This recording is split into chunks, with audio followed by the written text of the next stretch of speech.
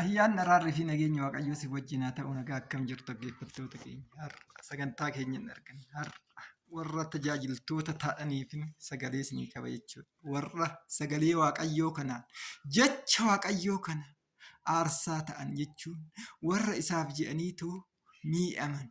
Har'a siniif gorsa tokko fideen dhufe. Waaqayyo kan har'a warra sagalee Waaqayyootiif jecha Waaqayyootiif jecha warroonni dadhaban dadhabbii keenya warroonni tajaajiltoota taatanii dhiibban adda addaa isinirra gahe wanni hundumtuu gatii baastan gatiin keechan akka nama biraan ta'an akka Waaqayyo biraa ta'in sagalee qabbee dhufe. Anillee akka nama dadhabaadha. Garuu tajaajilaa ta'eetoo hin jiru. Tajaajilaa ta'ee hin jiru. Oduun ta'in aarsaa sagalee Waaqayyoo kanaaf baay'ee miidhameen ture. Innis akkuma kanaan dura macaafa barreessuu kiyya isinitti macaafa gufuuwwan dhugaa nu jalaa dhoksan diiguun dhugaa beeknee qabamne yookaan macaafa kana barreessuudhaaf waggoota hedduu natti fudhate. Waggoota hedduu gara waggoota 7 natti fudhate jechuudha. Dhugaa baruuf qofa waggaa 5 natti fudhate. Diippilii sirriitti hin dubbiseen dhugaa baruudhaaf. Maaliif Waaqayyo mul'ata natti agarsiise. Kanuma dura akkasii ibse macaafa keessatti san akka ibsan ibse. Waaqayyoon Waaqa ta'uu, Gooftaa Yesuus Kiristoos fayyisaa ta'uu, amantaan Pirotestaantii dhugaa ta'uu, an rafee yookiin mul'ataan oduun ta'in oduun rafin Waaqayyo mul'ata natti mul'ise. Kanaaf sagalee Waaqayyoo kana jecha Waaqayyoo kana iddoo guddaan kenne. Kanaaf akka sagalee Waaqayyootti akka jecha Waaqayyootti dhuguma warri amantaa kanaa dhugaa aaceetu qorannoo guddaa amantaa Pirotestaantii fi amantaa Ortodoksii gidduu deemetu wantoota isaan irratti wal morman barreeffadheetu wal bira qabeetu dubbise. Dhuma irratti maal hin ta'e seete akka wangeelli lakkootti qaphootti fudhe.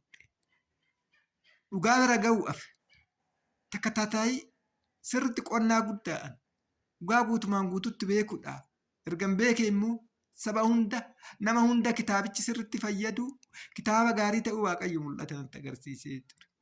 Garuu waggaa kana hunda dadhabee barreesse. Kitaaba barreessuun aarsaa guddaa akka nama gaafatu akka wantoota guddaa nama gaafatu nun gaafachiisu. Namni miila kitaaba barreessuu isu kitaaba bulaalunu kitaaba tokko namaa sirreessinu kitaabni kun Waaqayyo isaa eebbisu. Doktor Iddoosaa baay'ee na gargaaree kitaaba barreessee ergan barreessee namoota baay'eettiin kennee namni sirriitti dubbiseetu yaada naa kennee Doktor Iddoosaa dura leekchara yuunivarsiitii Adaamaa saayinsii fi teekinooloojii yeroo ammaa ministeera barnootaa keessa hojjeta jedhanii Waaqayyo isaa eebbisu. Kana hundumaa bu'ee aarsaa guddaa kaffalee yeroo hojii aarsaa godheetu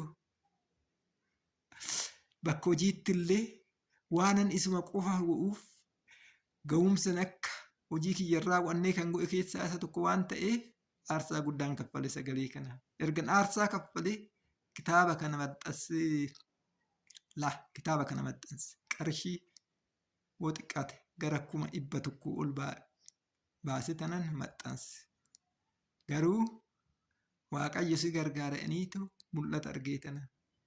Haa ta'u malee hangan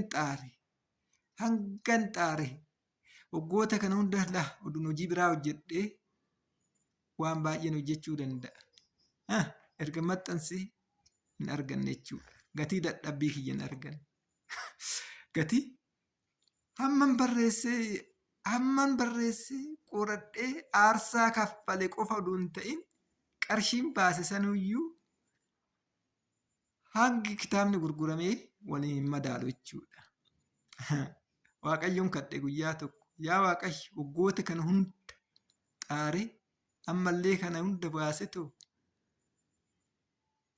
kana hunda aarsaa kaffalee akkamittiin kana qofa argadha jedheetan Waaqayyo kadhee gungumaa kadhe jechuudha. Waaqayyo maal laan jedhe jecha takkitti qofa naa erge Waaqayyo jecha takkitti Waaqayyo jechi Waaqayyo wanni Waaqayyo kanatti balleessee waldaan kiristaanaa kanaa naan hin jenne Waaqayyo jecha takkitti Mee dubbisaa jechi inni naa kennellee macaafa raajii Ermiyaas 33 irratti jechi kana takkitti jecha tana takkittiin gahaadha jechuudha laa kan nuu kaffalu.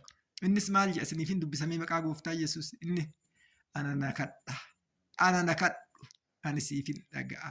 Wanta ati guddaa ati qortee bira gahuu hin dandeenye sittin hima. Tana qofa laa ana na kadhu Waaqayyo har'a warri tajaajiltoota taate har'a akka anaa aarsaa kaffaltan mindaan keenya beenyaan keenya Waaqayyo irraa malee nama bira waldaa kiristaanaa biraan eegin guutumaan guututti guyyaa kana goote dogoggorte jechuudha. Waldaa kiristaanaa bira Waaqayyo keenya guyyaan irratti gungumee guyyaan onnan baaseen argadhu inni kan naa deebise jecha kana bichaadha. Har'a Waaqayyo galannaa gahu wanta na gahu wanta gahaa kiyyaa raafaan jiraadha. Waaqayyo immoo kanumarrallee dabarsee akka na eebbisu nan beeka. Eebba guddaaf namaafuu akkan ta'u laal Waaqayyo mi'amuu jechuun beenyaan keenya waldaa irraa namarraa oduu ta'e namni wanna namaa godhe san namarraa deebi'ee eega. Inni deebi'ee namarraa eegu inni nama guddisu wanni hundumtuu eebbi keenya harka Waaqayyoo ta'uu sirriitti jala mul'atu beekuu qabna. Waaqayyo keenya jechuun oduu duumessi hin jiraatin oduu bokkaan hin jiraatin galaana kan guutu wanni hundumaa kan gochuu danda'u akka ta'e.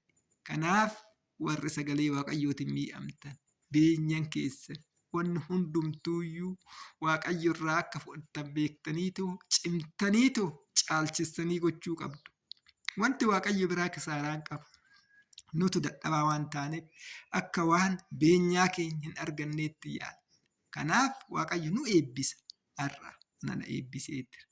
Har'a Waaqayyo hundumaa wanti ani hin eegne hundumtuu naa ta'ee jira. Har'a ani nama as ga'uu miti. Nama bakka kanaa ga'uu miti. Bakka har'a ana gahaadha. Waaqayyo kanarrallee kana eebbisu abdii naa gale.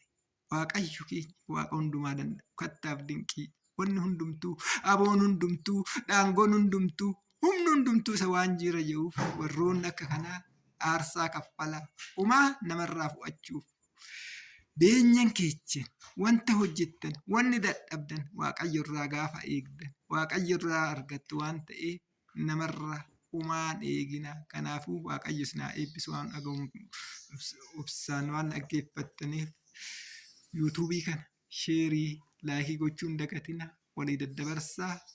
Agaa yuutuubii biraatiin wal argitu nagaan tura.